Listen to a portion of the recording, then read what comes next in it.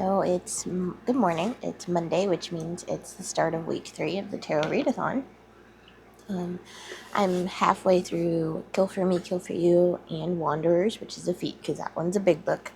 But I decided that I wanted to stop it.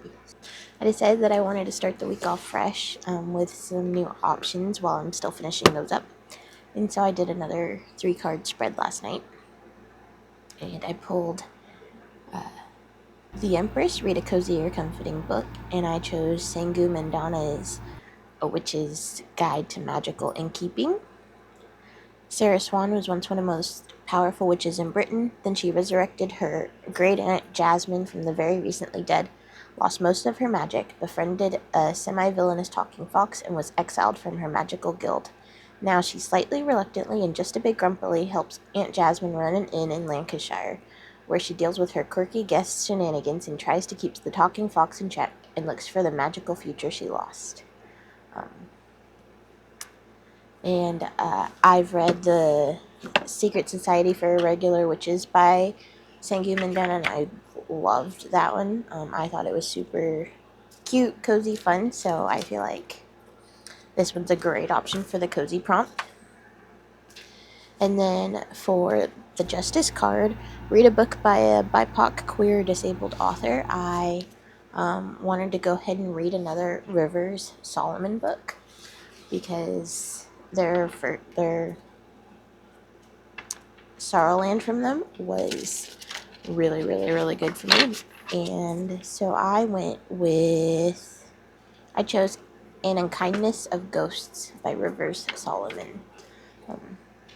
And that one is a sci-fi, but it's also queer, and Aster has little to offer folks in the way of rebuttal when they call her ogre and freak. She's used to the names. She only wishes there was more truth to them. If she were truly a monster, she'd be powerful enough to tear down the walls around her until nothing remains of her world. Aster lives in the low-deck slums of the HSS Matilda, a space vessel organized much like the antebellum South. For generations, Matilda has ferried the last of humanity to a mythical promised land. On its way, the ship's leaders have imposed harsh moral restrictions and deep indignities on dark-skinned sharecroppers like Aster. Embroiled in a grudge with a brutal overseer, Aster learns there may be a way to improve her lot if she's willing to sow the seeds of civil war.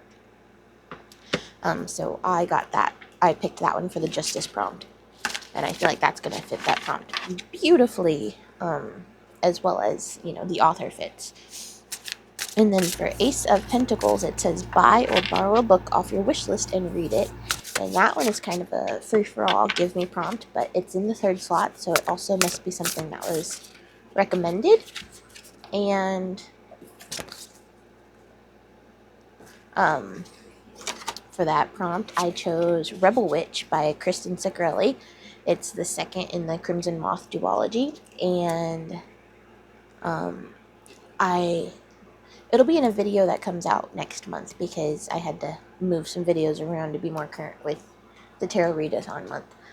But I recently read The Crimson Moth after giving it a second chance, and spoiler for that, I absolutely loved it. I cannot stop thinking about the sequel, and it was a duology that was highly recommended. So I want to finish that out, and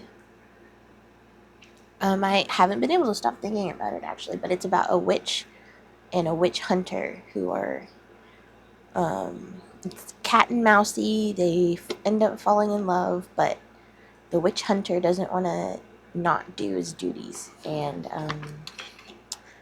the ending of the first book actually made me cry, so I'm really interested to see where that story goes. It's Tuesday, June 16th. Whoa.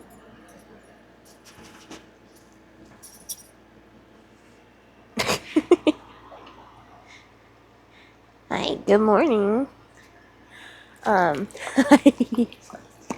Okay, lay down, baby. No, lay down, let me talk. So I have some updates. I finished Kill for Me, Kill for You yesterday. And overall, it was good. There were some twists that I didn't see coming. That certainly surprised me, but I also didn't care about any of the characters. So I wasn't rooting for anyone. So, you know, it was good, not great. I didn't care about any of the characters, and I don't know if I loved the ending. And then I finished um, A Witch's Guide to Magical Innkeeping by Sangu Mandana, and I loved that. I thought it was really, really cute. I actually am opposite uh, to the rest of the online in that I enjoyed it a lot more than Very Secret Society of Irregular Witches, which I did still really enjoy. The ending wasn't perfect for me, but overall I thought it was a cute, cozy, warm hug of a book. I really enjoyed that. And then, I was only going to read a couple of chapters from The Rebel Witch before bed, but I flew through it. I couldn't put it down. I stayed up way too late to finish it, and I absolutely loved it. The ending for the duology was everything I could have wanted, I think. It surprised me. There were twists. My jaw was dropping. I didn't get super emotional, though, so I think, and I just didn't get the 5-star feeling, but I loved that book. It was a beautiful ending to that series.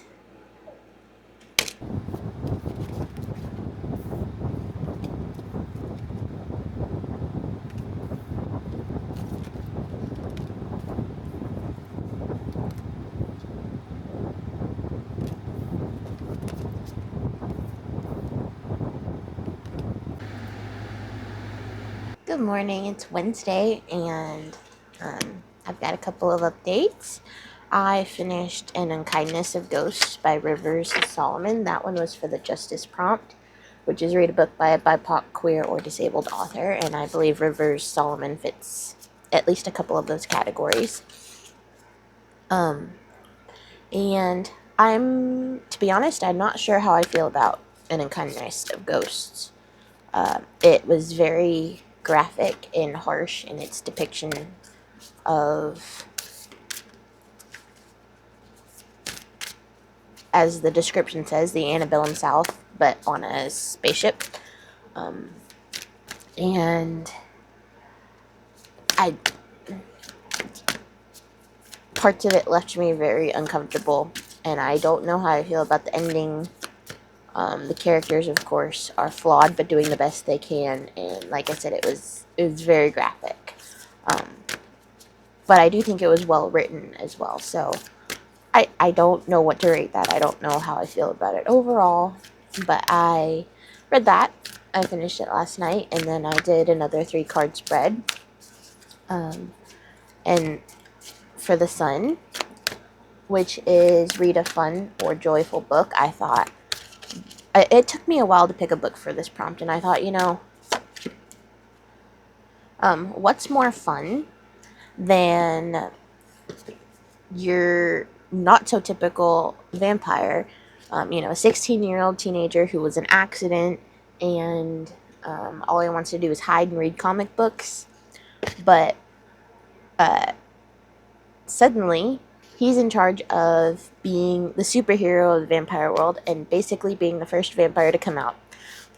And the antics in this were pretty fun. The bumbling of the old vampires that were upset with him for coming out and trying to trying to kill him, and just him trying to be okay in his own skin, his own vampire skin, and forced with confronting his boyish dreams and possibly getting to live those out, aka being a superhero and helping the vampire world when previously he just wanted to hide.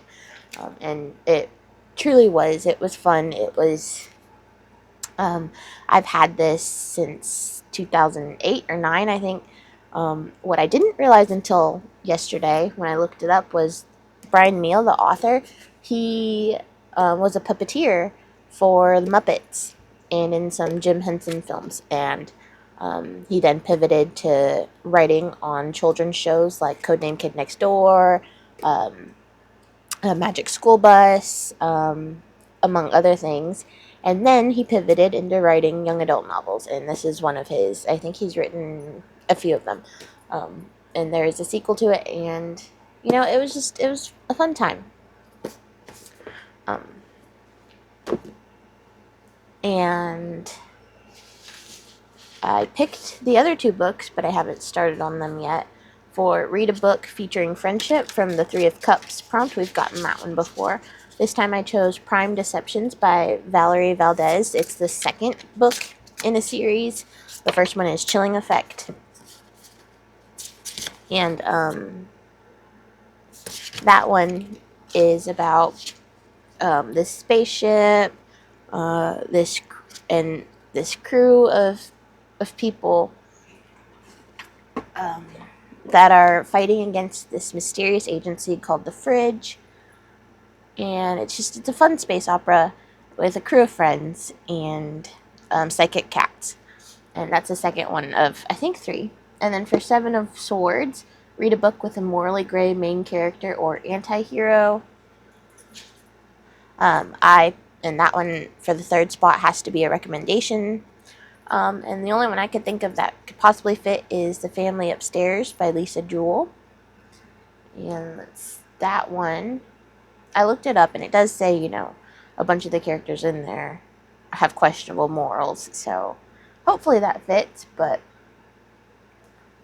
and I think this will be my first Lisa Jewell, though I've heard she's really popular. But be careful who you let in. Soon after her 25th birthday, Libby Jones returns home from work to find the letter she's been waiting for her entire life. She rips it open with one driving thought: I'm finally going to know who I am.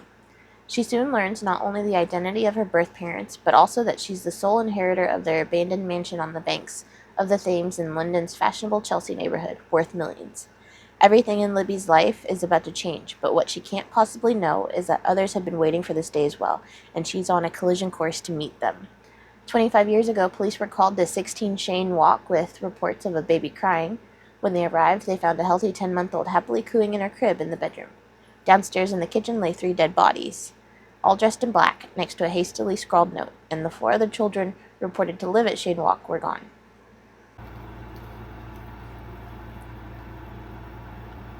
Hi, baby.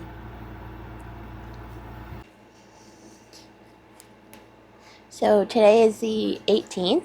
It's Thursday. It is Dad's birthday today. So he's going to get a couple hours to himself to chill while we go to the store, get birthday cake and ice cream and Chinese food for his birthday. All of that. So that's going to be fun. Uh, so that's what's new today. Yesterday I did finish Wanderers finally, and boy, from the 60% on, it got so intense and just things were happening. And it's jaw-dropping things that I didn't see coming. There were people that I never, there's stuff that I never trusted, and was proven right as to why I didn't trust it. But still, it was very, it's wild that that book came out in 2019, which means it was written before then, and it just so acutely depicted the fall into the descent into chaos from a nation under a, a, a life-threatening disease, an endemic, a pandemic, endemic, I guess. No, difference between epidemic or pandemic, I don't know. But like it was just crazy how scary that was, and it was very politically charged, racially charged.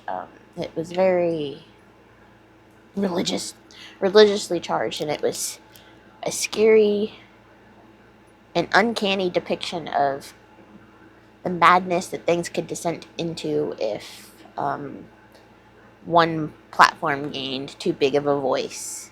You know, it was gripping, it was intense, it was, and because we got, over 800 pages, because it was such a big book, we spent the chunk of it with these characters that on the surface, these characters are nothing to write home about. They're either average or they're not great people, but you spend so long with them, either as their time with uh, you spend so long with them in the narrative that you care for them, and when shit happens, it's like jaw-droppingly, like, ugh, you know. So I actually really enjoyed it. And then I also finished The Family Upstairs by Lisa Jewell. And second, we got Cards. Those are my daily terribles. We finished The Family Upstairs by Lisa Jewell, and to be quite honest, I don't know how I felt about it. It felt like it was very low stakes, to be honest. It was just most of the action happening was in the past. And it felt very low stakes, very, I don't know, it was more tell than show, really. It's like there was nothing happening to the main character. I mean, one narrative was primarily in the past. The third one, there was action, but you were like, I don't even know who you are. How am I supposed to care about you? What's your relation to the story? And then the the the first one, arguably Libby's, nothing happens other than, a little bit of creepy stuff like, oh, can I trust this person? But really, it felt too low stakes, to be honest. And I don't know. I'm feeling kind of just middle of the road about that. But I did do another 3-card spread. The first card we pulled was the Hermit, and for that one I picked the Enchanted Greenhouse, which is in the same kind of, it's set in the same, but it's not a direct sequel to, but it's set in the same universe as The Spell Shop by Sarah Beth Durst. And the Hermit it's take place on a remote location, and the Enchanted Greenhouse is a faraway, mostly deserted island. So it's remote. It's a little cozy fantasy. I think I needed a break from the not cozy a little bit. But this one is all about the witch who broke the law to cast the spell and create the spider plant Kaz from the first book. So Kaz isn't in it, but it is about his creator, and she washes up on this island that's mostly deserted. There's one person there, and there's an enchanted greenhouse. So that's that. It's a remote location. And then we pulled the 10 of Wands, I think. Let me double check. But it's the heavy card, the same one that I pulled for Wanderers. And I toyed with the idea of doing Wayward, which is the sequel to Wanderers, but I think I need a break from that universe because the ending was so intense. Yep, it is 10 of Wands. Read a book that feels heavy. And so for that one, I actually chose Legendborn, which is I was supposed to read it months ago and just didn't. But it's Bree Matthews, a 16-year-old whose mother dies, and she enrolls in this school to try and find out more. Or she enrolls in this school, and then all of a sudden there's like magic attacks happening, and her own magic gets awakened, and it's about the Society of Merlins. So it is an Arthurian retelling, and it's heavy, dealing with her grief and all of that. So I picked Legendborn for that. And then we got The Moon again, which is a paranormal book. And I went to the Discord for recommendations and picked Thirst for that. Because this is in the third slot. You get double points if it's a recommended book. And Thirst, all I know is it's about vampires. And I'm going into it blind other than that. So.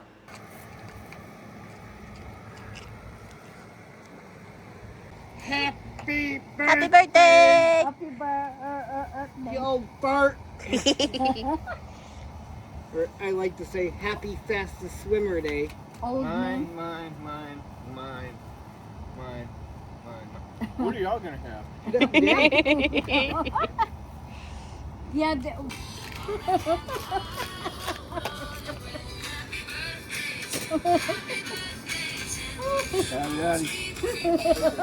Thank you. Ooh, that cracked. Old man. She's old man That's today. awesome.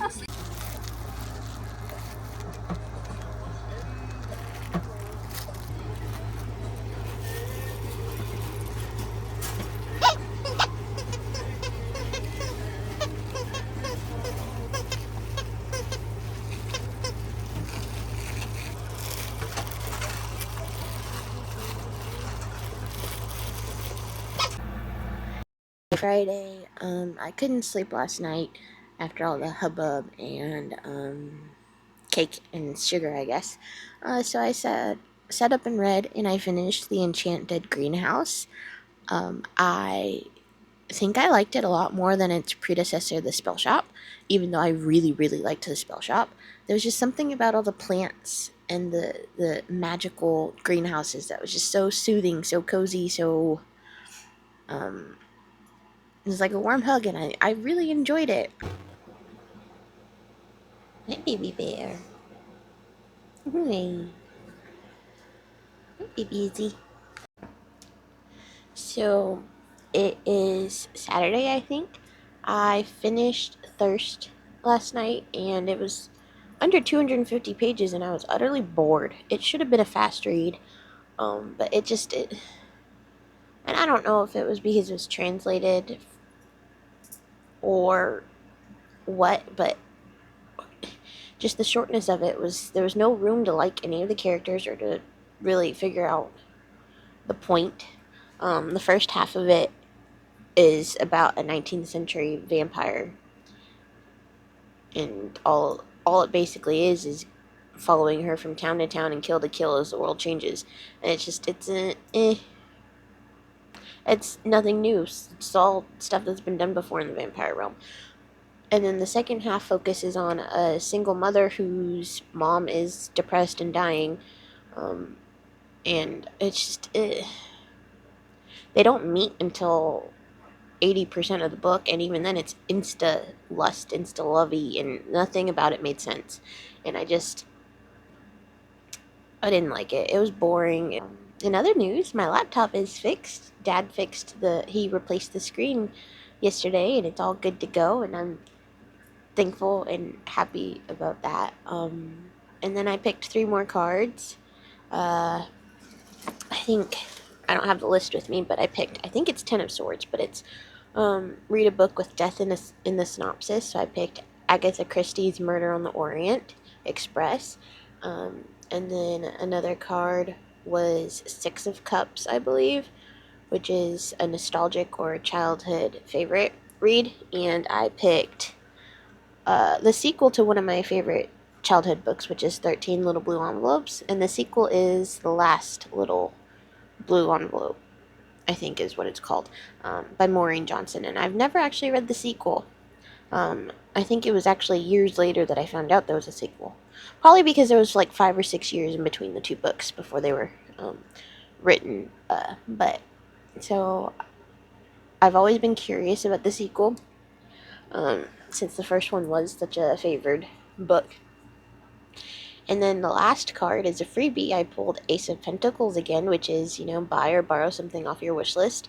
But it's in the 3rd slot, so it has to be something that's been recommended to me. So I'm going to continue on in the Hunger Games series.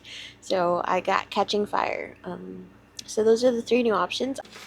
So it's Sunday morning. Happy Father's Day to all the fathers out there, especially mine, who I know is watching this. And It's the last day of week 3. Yesterday I really locked in. First of all, I finished Murder on the Orient Express for Read a Book with Death in the Synopsis, and it's not my favorite Agatha Christie. I think that one is still And Then There Were None, but mostly because I think And Then There Were None was my first Agatha Christie. But it was so good. I did not see the ending, and I thought it was actually a satisfying ending. So I actually really enjoyed Murder on the Orient Express, and my first, as far as I can remember, it's my first Poirot that I've read. Um, but I really enjoyed that. And then after that, I finished the last little blue envelope for a nostalgic or childhood favorite read. I think that was Six of Cups, and I could have done without reading the sequel. I think where the first one left off was the perfect ending, even if it was a little bittersweet, with the envelopes getting stolen. But I think that one left off with the perfect ending, and I didn't need this sequel. It didn't add anything for me. I didn't like what it did with the characters. The only good thing for me was her Uncle Richard, but most of all, it lacked the whimsy that the first one had. And she wasn't really going anywhere new. She was going back to places she had been before. The only new thing was like the last stop. And I didn't love the whole premise of it where she's basically getting blackmailed. Not blackmailed, but extorted. And I didn't like what they did with Keith's character, the romance from the first one. I didn't like it. So I'm glad I didn't buy that. I'm glad that was a library pick. Now I know, but the first one ended off where it should have ended.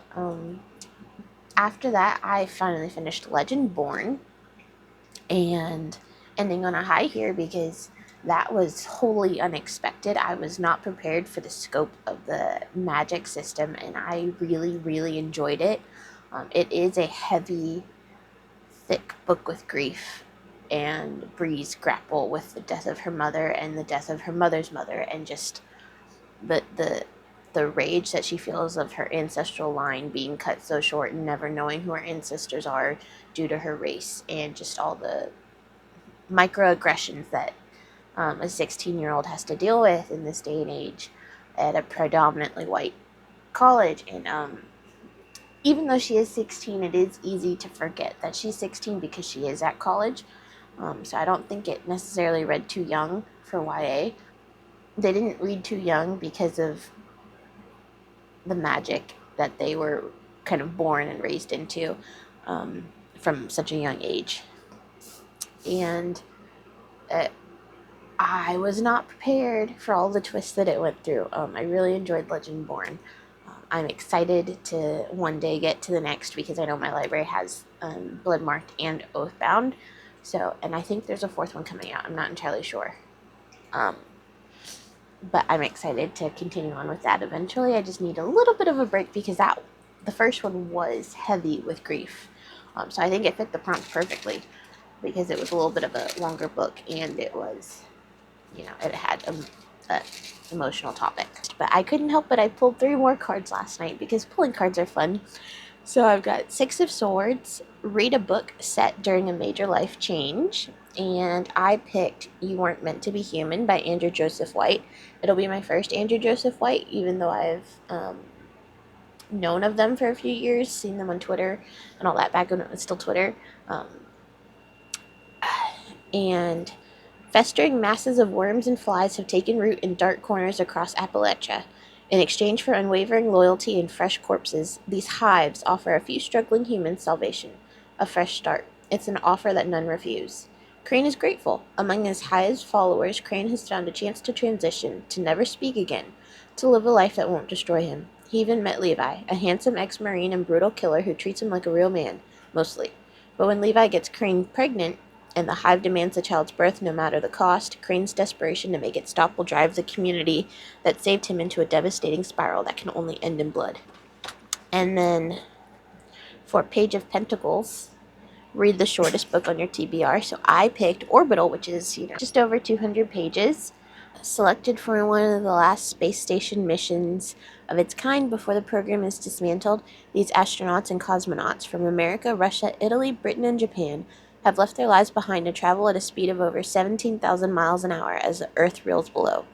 We glimpse moments of their earthly lives through brief communications with family, their photos, and talismans. We watch them whip up dehydrated meals, float in gravity-free sleep, and exercise in regimented routines to prevent atrophying muscles. We witness them form bonds that will stand between them and utter solitude. Most of all, we are with them as they behold and record their silent blue planet.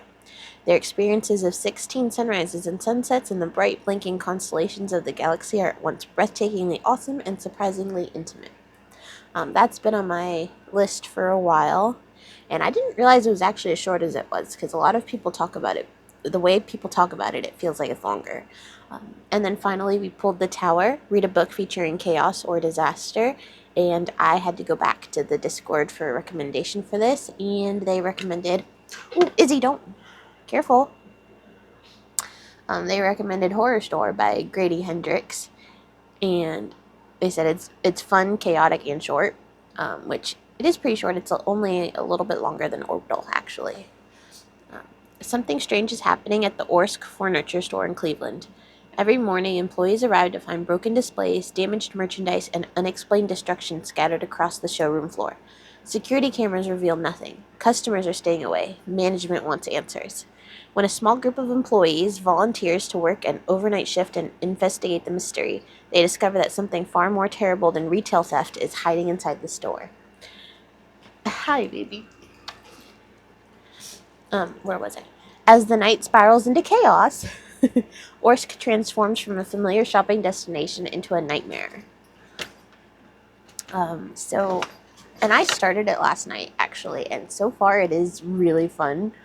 This is my first Grady Hendrix as well, though I've heard of him. I've heard of him before, but it's really fun. I haven't quite gotten to the chaos yet because I'm still in the beginning, but I'm excited. I'm having a good time with it.